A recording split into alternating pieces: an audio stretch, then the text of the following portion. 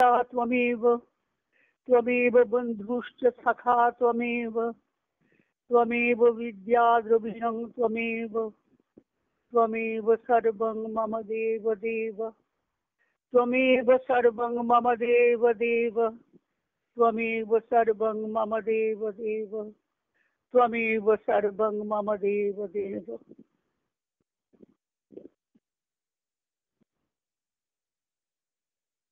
আমি এখন একটা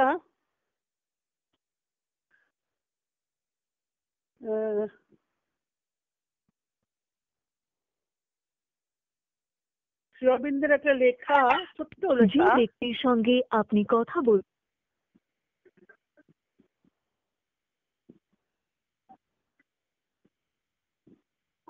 যাকে আমরা বলা হয়, আমরা কাকে বলি? আমরা সাধারণভাবে আমরা যা বলি,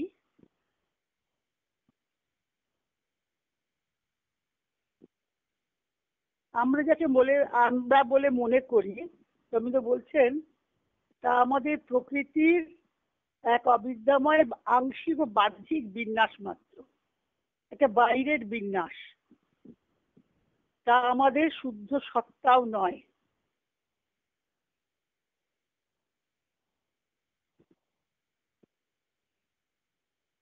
আমাদের অন্তস্থ, আমাদের অন্তরে যে আছে এক গুহায়িত আত্মা, আমাদের ভিতরে আছে এক গুহায়িত আত্মা, যা আমাদের শুদ্ধ পুরুষ,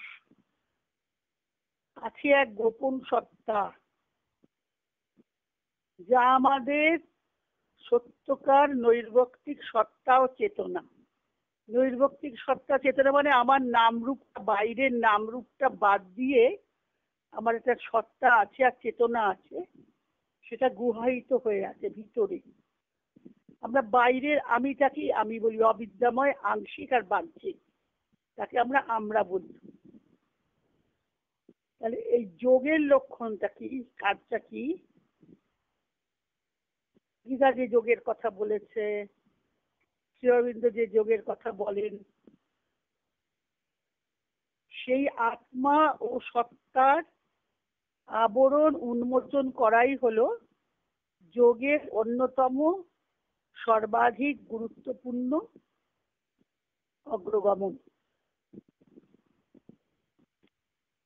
আমরা গীতায় পেয়েছি না, আমরা যে সাংসারিক মানুষ, অর্জুনকে বলছেন না, যুক্তাহার ও বিহারস্য যুক্ত চেষ্টস্য কর্মসু যুক্ত স্বপ্নাববোধস্য যোগ ভবতি দুঃখহা।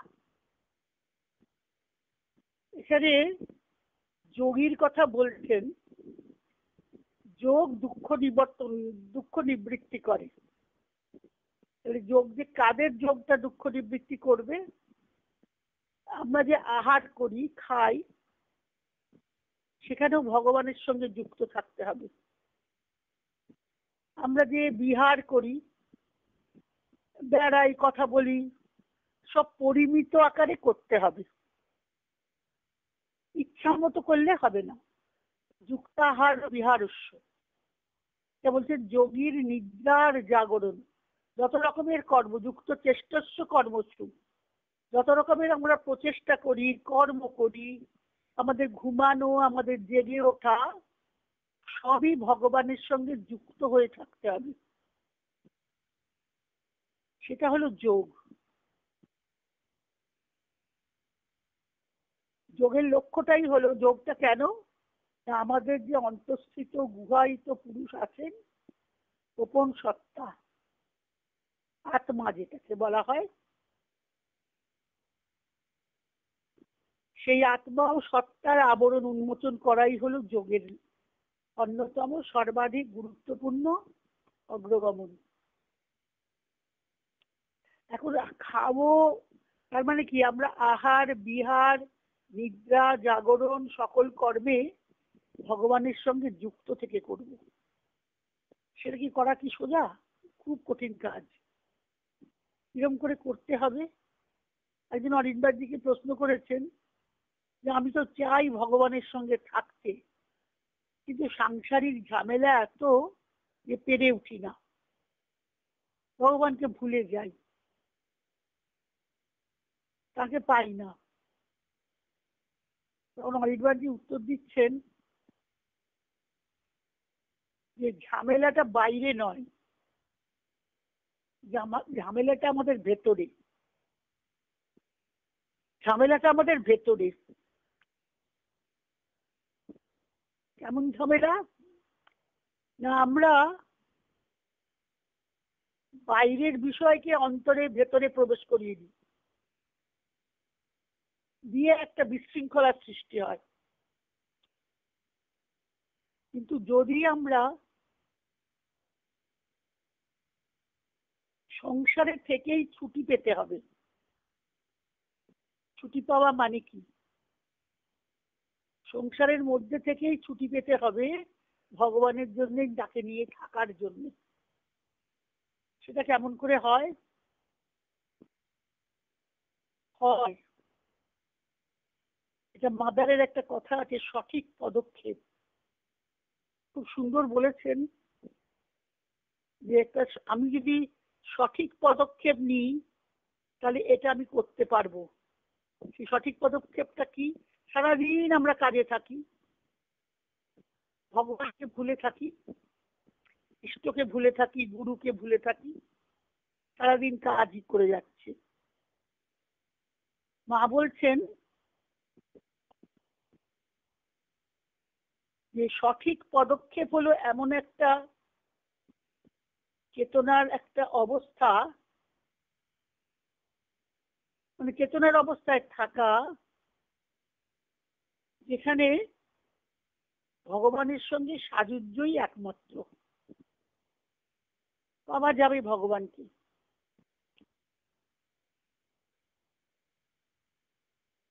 ভগবানই একমাত্র মূল্যবান,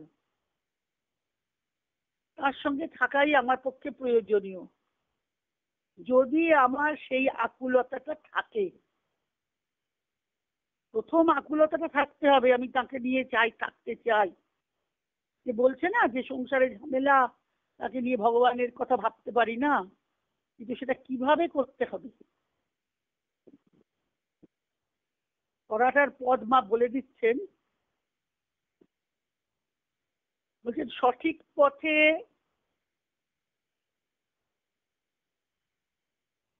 আমাকে জীবনযাত্রাটাকে এমন ভাবে চালাতে হবে, প্রাথমিক সাহায্য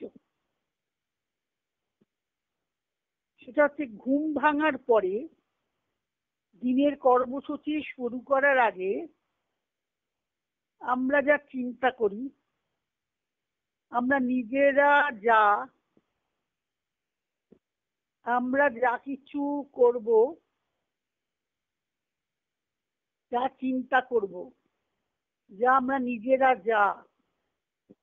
আমরা যা কিছু করব, সবই ভগবানের কাছে নিবেদন করা ভাবটা নিয়ে করা উচিত দিনের শুরুতেই।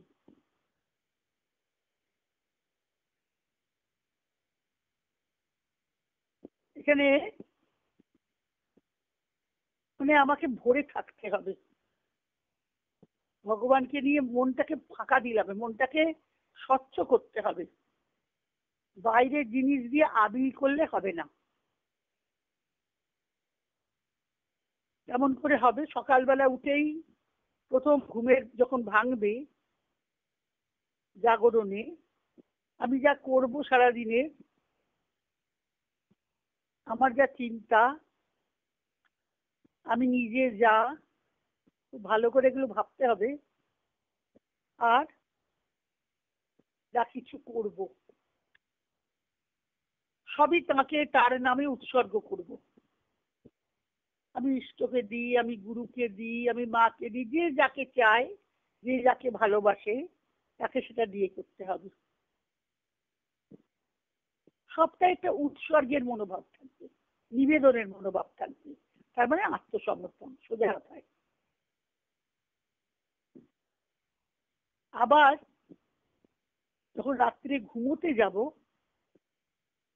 তখন সারাদিনের কাজটা যদি ভেবে নিই, কি কি করেছি, কতবার তাকে স্মরণ করেছি, কতবার কতক্ষণ ভুলে থেকেছি,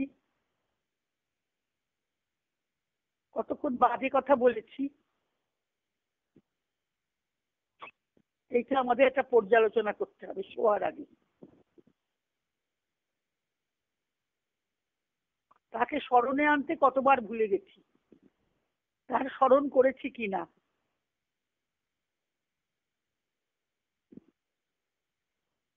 ভুলে গেছি অথবা অবহেলা করেছি শোয়ার আগে। অনির্বাণজি বলছেন, তুমি যে ঘুমোতে যাচ্ছ সেটা তুমি তাঁর চরণে মাথাটা দিয়ে ঘুমাও, তার বুকের মধ্যে শুয়ে ঘুমাও, নিজেকে এইভাবে ভাবনা করো যে তার আলিঙ্গনের মধ্যে আমি আছি। বাসুদেব সর্বম, তিনি আমাকে জড়িয়ে আছেন, আমাকে ছেড়ে নেই। এই ভাবে ভরে রাখতে হবে নিজেকে, ভেতরটা ভরে রেখে ঘুমোতে যেতে হবে। এটা গীতা বলেছেন, যুক্তাহার বিহারস্য যুক্ত চেষ্টস্য কর্মসু। সমস্ত কর্ম প্রচেষ্টা আমার, আমি যা করতে যাব তাকে স্মরণ করে, তাকে উৎসর্গ করে আমি যে কাজই করি, আমি রান্নাই করি, বই পড়ি, সাজগোজ করি, যাই করি, সবটি তাকে দিয়ে করা। কোথাও যাওয়া, আমি যাচ্ছি, আমার গুরুমা যেমন করতেন, কোথাও বেড়াতে গেলে আমাদের বলতেন, তোমার সঙ্গে দুর্গা মাকে দিচ্ছি, তিনি 10 হাতে তোমাদের রক্ষা করবেন। প্রতিবার যতবার বেড়াতে গেছি ততবার এই কথাটা বলতেন। গুরুদেবকে সঙ্গে দিচ্ছি, দুর্গা মাকে সঙ্গে দিচ্ছি, দুর্গা মা 10 হাতে রক্ষা করবেন তোমাদের। তার মানে কি, যাতে তোমরা মনে করো তাকে, গুরুদেবকে মনে করো, ইষ্টকে মনে করো, সর্বকাজে মনে করবে। তাই মাও বলছেন, মাদার বলছেন যে ক্রিয়াকলাপের উৎসর্গ করতে হবে, আশক্রিয়া করতে হবে, অথবা প্রার্থনা করতে হবে, যাতে এই সারাদিনের এই ত্রুটিগুলো যেন না হয় রাত্রিবেলায় শোয়ার আগে। এটা নিজের মধ্যে ভেবে নিতে হবে। এটা হলো বলছেন সব থেকে কম প্রাথমিক ভাবে এটাই হচ্ছে সূত্রপাত। এভাবে তুমি করতে পারো। ওই যে বলেছেন যে আবরণ উন্মোচন করতে হবে, আমার কাজটা করবো কি করে, এটা কাজ করতে হবে তো। গুহায় তো যিনি আছেন তার আবরণটা উন্মোচন করতে হবে, সেটাই হলো যোগের প্রথম অগ্রগমন। আর আমার যতটাই আত্মনিবেদন ঐকান্তিক হবে, যতটা আমার সিনসিয়ারিটি থাকবে, ততটাই আমার উন্নতি হবে। যে এগোবে চেতনার যে স্তরটাকে আমি রয়েছি, তার থেকে আমাকে ভাগবত চেতনা, ভাগবত সত্তার মধ্যে বাস করতে হবে। আমি গীতার থেকে একটু বলি, যা বলেছেন।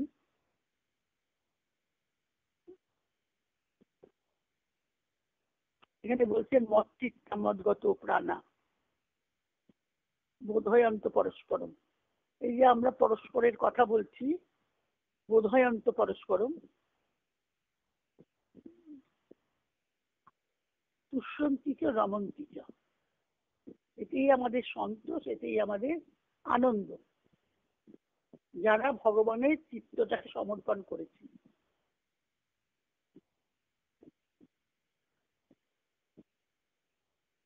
সংসারের ঝামেলা মধ্যে থেকেই আমাকে ছুটি খুঁজে নিতে হবে।